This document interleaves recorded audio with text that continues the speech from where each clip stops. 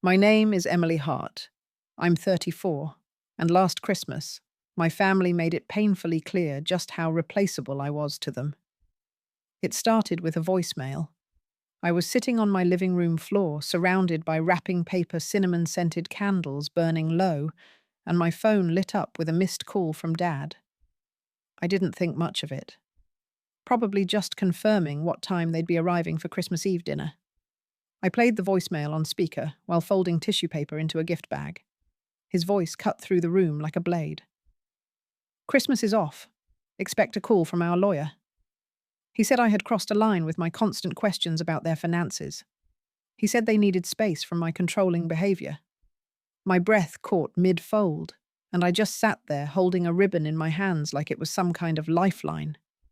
My whole body went cold. Not angry. Cold. Just stunned. That voicemail felt like a door slamming shut that I hadn't even known was about to close. I didn't cry. Not then. I didn't call back or beg for a conversation or clarity. Instead, I stared at the phone for a long moment, opened the text thread with him, and typed one word. Understood. I set the phone down and let the silence swell around me. For a few minutes, I couldn't move. My dad, the same man who used to read me The Polar Express by the fireplace every Christmas Eve, was now threatening legal action like I was some corporate enemy. I had imagined a dozen versions of how this Christmas could go wrong, but none of them started with being cut off like that. Still, some part of me wasn't entirely surprised. It was like my body recognized the betrayal before my mind could name it. I sat there for what felt like hours, though it was probably 10 minutes, my mind racing through memories and red flags I had ignored for years. I could feel the grief curling in around the edges, but there was something else too, a strange kind of steadiness. I wasn't going to chase after their approval this time. I wasn't going to apologize for finally standing up for myself. I had no idea what would happen next, but I knew one thing for sure. I was done being the only one trying to hold the family together. I grew up in a white clapboard house with green shutters on a quiet street in southern Vermont, the kind of town where the library still had a bell tower and every shop on Main Street knew your name. Our house sat on a hill, old and drafty, but full of charm, with a red front door that Mum insisted we repaint every other year. At Christmas time, it turned magical. Dad would string lights along the roofline, wrapping every window in glowing colour, and I remember lying in bed at night watching the soft flicker of red and green bounce off the walls. Inside, the smell of cinnamon and pine was everywhere. Mum baked sugar cookies in batches so big we had to store them in empty popcorn tins in the garage. She played the same 5 carols on repeat, humming along while tying ribbons onto jars of homemade jam for the neighbours. We had traditions. Matching pajamas on Christmas Eve, no exceptions. Driving through nearby towns to see their light displays, sipping hot cocoa from a thermos and rating each house like judges on a reality show. Dad always gave everything a 10, claiming holiday spirit counted more than design. He laughed easily back then, the kind of laugh that made you feel like the world was simple and safe. I remember one year he stayed up past midnight just to arrange the presents so they looked like they exploded from under the tree. When we came downstairs, it looked like a holiday catalogue, and he beamed like a kid himself. Mum always made sticky buns from scratch, burning the tops just slightly because that's how he liked them. My little brother Nathan and I thought we had hit the parental jackpot, and for a long time maybe we did. But looking back now, I can see small cracks I didn't notice then, like how Dad got unusually quiet when bills arrived in January, or the way Mum's smile tightened if we asked to invite friends over after the holidays. They protected the illusion fiercely. Everything had to look perfect, especially in December. We were the family that hosted the caroling parties and had the biggest tree on the block. No one would have guessed the undercurrent of tension quietly growing beneath the tinsel and lights. Still, I clung to those memories for years. The way Dad lifted me onto his shoulders to place the star. The way Mum let me lick the beater even when she said raw egg was bad for me. It felt like love. It looked like love. And in many ways it was. But it was also a kind of performance, and no one ever dropped the act, not even when it began to hurt. I think that's what made the voicemail years later so sharp. It wasn't just the words. It was how easily they pulled the curtain closed on a stage I had believed was real. After college, I moved to Boston for my first real job and told myself I was finally standing on my own. I was making just enough to split rent with two roommates eating more frozen meals than fresh, but it felt like progress. My parents called often, mostly to check in sometimes, to vent about Nathan's tuition or a car repair that blindsided them. The first time they asked for help, it was small. Dad said they were short on cash that month and needed a little boost to cover Nathan's textbooks. I wired the money that day without hesitation. Later, it was Mum's car, a worn-out transmission they hadn't expected. I dipped into my savings, told myself it was what any daughter would do. They thanked me, told me how proud they were of my independence, how they hated to ask, but appreciated my help. It felt like love, like trust. By the time I turned 28, I had moved back closer to home and was building a steady career in digital marketing. That's when the mortgage call came. Dad's voice cracked when he said the bank wouldn't approve their refinancing without a cosigner. He called it a formality, said they'd never miss a payment. I met them at the bank and signed without reading the fine print too closely. They hugged me in the parking lot. Mum whispered that I'd saved the family home. I cried the whole drive back, a strange mix of pride and pressure I couldn't name. For a while, things seemed normal. They made their payments. I bought a condo of my own. I even managed to forget I was on the hook for someone else's house. But over time, the calls came again. Dad needed a new water heater. Mum had dental work insurance didn't fully cover. There was always something. The amounts weren't huge at first, but they added up. They always seemed to know when I got a raise or bonus, even before I told them. I started noticing patterns. Every financial emergency came right after something good happened in my life. A promotion, a trip I planned with friends, and a renovation project I was excited about.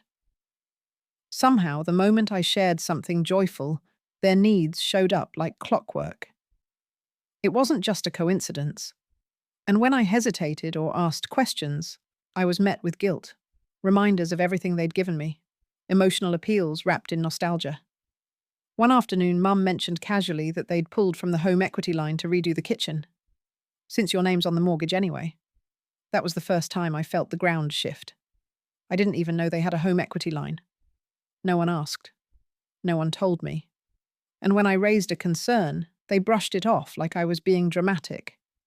By the time I turned 32, I had lent them over $45,000 across 6 years. None of it repaid. I was listed as a guarantor on 2 credit cards. My name was on a mortgage I didn't live in. And every time I tried to pull back or ask for boundaries, the same story played out. Accusations of selfishness, emotional withdrawal. It became harder to tell the difference between their love and their expectations. Somewhere along the way, I had stopped feeling like their daughter. I felt more like a financial strategy they were no longer hiding. That December, I was all in. It was going to be our first Christmas in the new house, and I had thrown myself into it like it was a personal mission. A fresh-cut Douglas fir stood proudly in the corner of the living room, 9 feet tall, strung with warm white lights and handmade ornaments I'd collected since college. I had color-coded shopping lists, a spreadsheet, tracking gifts and meals, and a stack of recipe cards tucked into a folder labeled Holiday Magic. Ryan teased me about the precision, but he helped hang lights along the porch railing without complaint. I wanted this Christmas to feel different, like a reset. Like something I had built for my family, not just inherited from old traditions. I ordered personalized stockings with everyone's names, including one for Nathan's new girlfriend, whom I hadn't even met yet. I picked up monogrammed napkins and prepped ingredients for cinnamon rolls from scratch. It wasn't just about the holiday. It was about finally hosting something on my own terms. I had waited years for this moment. For once, I wouldn't be a guest in my own family. Then Mum called just 3 weeks out. She mentioned they'd be a little late on Christmas Eve because they had an appointment at the travel agency. I paused. Travel agency. I asked if they were planning a trip. She laughed lightly. Just a cruise. Something special for their anniversary in February. My stomach knotted, remembering the call 2 months earlier when they had asked me to cover their property taxes. Short-term cash flow issue, Dad had said. Nothing serious. That night, I looked up the cruise line Mom had named. Even the base packages were over $3,000 per person, flights not included. I tried to rationalize it, tried to let it go, but something didn't sit right. The next day, I drove over to their house to drop off a Christmas wreath and found a delivery truck in the driveway. Inside, a brand new 65-inch smart TV was being installed on the wall. Dad was grinning, flipping through channels to show off the picture quality. In the kitchen, shopping bags from upscale department stores lined the counter. Mum held up a sequined sundress and said it was just a little something for the cruise. I asked gently if everything was okay financially. She waved her hand. Oh, that tax thing was just timing. Dad chimed in, saying they deserved to enjoy their life a bit. I stood there blinking, realizing the disconnect wasn't just emotional anymore. It was financial, deliberate, and suddenly very real. We sat in their living room, the glow of the new TV flickering silently behind them. I had waited until after dinner, hoping for the right moment, but there was never going to be one. My voice was steady when I brought it up: the taxes, the cruise, the money I'd lent them over the years. I didn't accuse. I asked. I asked if they saw how the pattern looked from where I stood. Mum stiffened immediately, her smile vanishing like a switch had flipped. She said I didn't understand what it meant to be married for 35 years, that they deserved a little joy after all they'd done. Dad's jaw clenched, and he launched into a list of things they'd sacrificed. The things I never knew, the stress I never saw. He said it was insulting to question their judgment, especially after everything they gave me growing up. I reminded them I was still on the mortgage, that I had quietly covered their debts more than once, that it wasn't about control, it was about clarity. Dad stood up, pacing now, raising his voice just enough to make my pulse rise. He said if I didn't like how they lived, I was free to walk away. But if I kept pushing, kept interfering, they'd have no choice but to protect themselves legally. It wasn't just cold. It was calculated. Mum started to cry, but it felt practiced. She said I was cruel, that I'd lost my sense of family. I felt like I was drowning in their words, like every attempt to draw a boundary made me the villain. It was surreal hearing my parents speak to me like I was some creditor knocking on their door. Not their daughter. Not the girl who once saved her birthday money to surprise them with dinner. I looked at them and felt something shift permanently. A door closing, not with anger, but exhaustion. I realized I couldn't argue with people who refused to see me as more than a resource. I stood up, nodded once, and walked to the door. Behind me, they kept talking louder now, but I didn't turn back.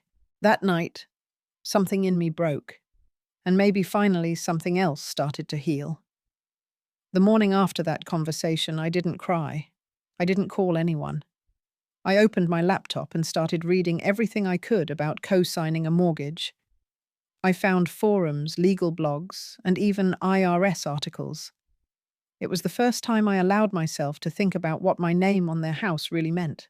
It wasn't just a gesture of goodwill. It was a liability, real binding, and dangerously one-sided. By noon, I had a list of questions too long for Google. I reached out to a financial advisor a friend had recommended months ago and booked a call for that week. Then I searched for real estate attorneys in my area and requested a consultation. I was done hoping things would magically reset. I needed information. I needed a plan. And for once, I was going to protect myself without asking anyone's permission. I created a folder on my desktop and started gathering every piece of evidence I could find. Old emails from Dad, thank you notes that referenced specific amounts, bank transfers, screenshots of text messages where they asked for money, and I confirmed sending it. I dug up the original mortgage documents I had signed years earlier. highlighted clauses I didn't fully understand. I made a spreadsheet of every loan gift or payment I had made on their behalf. Some of the numbers shocked even me. There was something empowering about it. Quiet, but powerful. I wasn't doing this out of spite. I wasn't trying to punish them. I was trying to reclaim a sense of safety that had quietly eroded over time. For years, I had believed love meant sacrifice, that keeping the peace meant giving endlessly. But now peace looked different. It looked like boundaries, like knowledge, like agency. My lawyer, a woman named Erica, was calm and sharp. She confirmed that while I couldn't simply erase my name from the mortgage, I could request a release or force a refinance. It wouldn't be easy, but it was legal, and it was within my rights. I left her office with a folder of options and a fire in my chest I hadn't felt in years. This wasn't about revenge. It was about stepping out of a role I never agreed to play. One where love came with invoices and silence was the price of acceptance. I was done paying. I was ready to take back my voice. I sent the formal letter on a Monday morning. It was short, direct, and carefully worded by my attorney. I requested to be removed from the mortgage, or for the property to be refinanced under my parents' names only. Then I turned off my phone and drove to the lake. The first missed call came before I finished my coffee. By noon, there were 15. By the next day, 68. Calls from both of them alternating in tone, some pleading, some furious. My brother texted asking what was going on, said Mom was crying and Dad was threatening to sue. A mutual friend messaged that Dad had posted something cryptic on Facebook about betrayal and family. I didn't respond. Every alert on my phone felt like a small explosion. I muted the group threads, archived the voicemail transcriptions without listening. I knew what they would say. I knew the pattern. Outrage followed by guilt, followed by desperate appeals to history and blood. What they didn't know, what they never counted on, was that I was no longer inside that emotional echo chamber. I had stepped out, and from the outside the noise was just that. Noise. Erica called on Wednesday. She had already heard from their lawyer. They were refusing to refinance, citing hardship. But she wasn't rattled. She walked me through our next steps. We would file a formal release request with the bank. We had precedent. We had leverage. I nodded, grateful for her calm, but it was my own that surprised me. I wasn't shaking. I wasn't crying. I was clear. The house that once felt like the center of everything had become a line in the sand, and I had chosen my side. Not in anger, not even in resentment, but in quiet resolve. For the first time, I wasn't trying to make anyone understand me. I wasn't performing daughterhood to meet someone else's expectations. I was protecting my future, and while they spun in panic, I stood still, steady, finally unshakable. We met at a small cafe halfway between my place and theirs. Neutral ground, the kind of spot with wood tables and soft jazz meant to make things feel civilized. It didn't work. My stomach was in knots before I even sat down. Dad's arms were crossed. Mum kept fiddling with her scarf. I ordered black coffee and said nothing. They started before the drinks arrived. Accusations. Hurt. Dad said I was tearing the family apart, that I didn't understand the pressure he was under. Mum asked if I really wanted to humiliate them to drag our name through a legal mess. Her eyes were glassy. I listened without interrupting. I let it all pass through me like wind. Then I reached into my bag and placed the spreadsheet on the table. It was simple. 2 pages. Every transfer, every loan, every promise. Dates, amounts, and purposes. I didn't say anything. I just slid it toward them and waited. Dad barely looked at it. He leaned back, arms still crossed. Mum's hands froze. She read the top line, then the second, her brow furrowing deeper with each entry. She asked about a $9,000 payment for a property tax bill she had no memory of. I told her the date, the phone call, and her exact words. She went quiet. Her eyes moved faster now, scanning the numbers, the references to cash advances, luxury purchases. Dad shifted, said he didn't think it was necessary to bring this all up. That was in the past. But her face had changed. There was a moment, one suspended breath, where the air in the room turned heavy. Mum looked at him like she was seeing something she didn't want to admit had been there all along. She asked if he'd told her about the equity loan. He didn't answer. She closed the folder, slowly placed it in her purse, and stared at the table like it had just betrayed her. I sat back, not in triumph, but in a strange kind of sorrow. This wasn't what I wanted, but it was the only way forward. The silence between the three of us said more than any argument could. It was no longer just about money. It was about truth. And now none of us could pretend not to see it. I waited until the check was paid and the plates had been cleared. The tension between them still lingered, but the anger had quieted into something more tired, more raw. I looked at both of them and said calmly that if they wanted to stay in my life, we needed new rules, no more borrowing, no more surprise debts. Any financial conversation moving forward had to be transparent and mutual. I told them I wasn't trying to punish them. I was trying to protect the future of our relationship. And if they wanted to rebuild trust, we needed help. Real help. Family therapy together. Dad sighed and looked away. Said he didn't believe in dragging private matters into someone else's office. But he didn't outright say no. That in itself felt like progress. Mum didn't speak for a long time. Then she nodded, eyes glistening, and whispered that she didn't want to lose me. I told her she wouldn't. But things had to change. For all of us. I explained that love without boundaries had nearly broken me. That being strong enough to say no didn't mean I stopped caring. It meant I was finally caring for myself, too. She reached across the table and took my hand. For the first time in months, it felt like she actually saw me.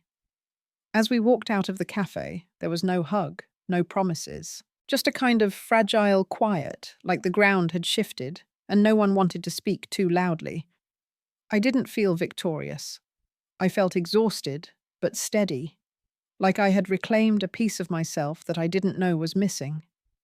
And maybe, just maybe, this was the start of something new, something honest. It's been almost a year since that Christmas voicemail, and in many ways, everything has changed. The first shift was internal. For the first time, I felt like I could breathe in my own life, without waiting for the next emotional ambush. My relationship with my mum is slowly mending. She calls now just to check in, not to ask for anything. Sometimes we talk about books, or what she's planting in the garden, and for the first time, I think we're both trying to know each other beyond our roles. My dad surprises me. He picked up a part-time job at a hardware store nearby. It's small, but it's something. He hasn't said much, but I can see a quiet effort in him, like he's trying in his own way. I don't trust easily, not yet. But I don't carry the weight of his choices on my shoulders anymore. Nathan, my brother, has stepped up in ways I didn't expect.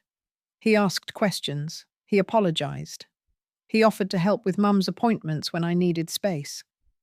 He's still figuring himself out, but we're starting to talk like siblings again, not just people who share a last name. More than anything, I've learned how to hold the line. At work, I no longer say yes out of guilt.